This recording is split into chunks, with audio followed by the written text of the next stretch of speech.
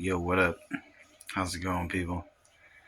Today, I am doing Don't Be a Menace to South Central while drinking your juice in the hood. Yes, indeed. I don't remember exactly what year this came out. I'll call it 2001. It's got to be like 2001 ish. It's a little bit prior to Scary Movie and all that. So,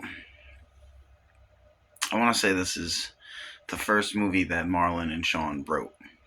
They did end up writing a lot of other stuff, but the first Wayans company movie was "I'm Gonna Get You, Sucker," which, to be frank with you, was a little before my time because it came out and I was like 8 or 9 or something like that, and it was pretty hard R. So it wasn't a movie that I would have watched at the time that it came out. So I saw that one actually after this one.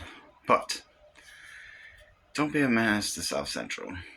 Um, I remember loving this movie as a kid. I thought that it was very funny. I say kid, I was like 21 or whatever. But I always thought it was a hilarious movie. But looking back at it and giving it a rewatch 20 years after the fact, or 25 years after the fact, um, it's a smart movie. It's smarter than I think people give it credit for, and I think probably smarter than I've heard anyone ever give it credit for. It actually had quite a few things in it that I thought were rather ingenious. The physical comedy was remarkable.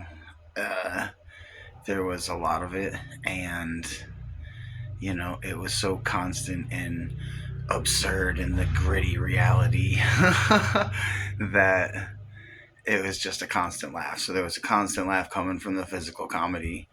Um, there were shades of the later works they would do. There were little parts where you could see that they took inspiration from this movie, or they took ideas from it and said, "Hey, we'll take this part of this film and make a whole film out of it." Like, the part with the succubus is clearly, later like Scary Movie was probably inspired by them doing that part. They were like, let's just build a movie around something like that, and that part was funny. Um, the handicap dancing part was funny. I mean, I don't know if you remember this movie, Loke Dog, when everything pans back, it turns out he's baking a cake. um, you know, like his pops coming out giving him terrible advice all the time. Um, there was a lot to this movie that made me laugh. It was just, if you've watched any of the movies that it was based off of, which I've watched all of them. So,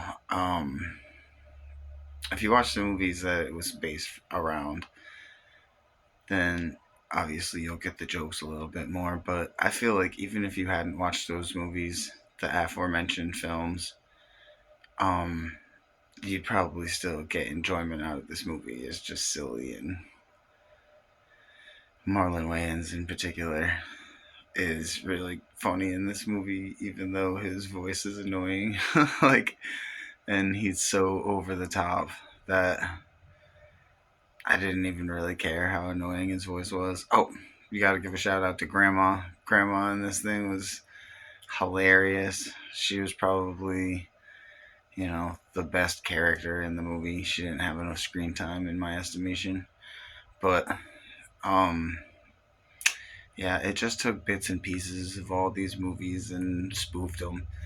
And just, I think the best part of this movie is the fact that it makes me want to watch all those movies. So I added those to my list too: Menace to Society, Boys in the Hood, Juice, and just all the films that came out that this movie was spoofing.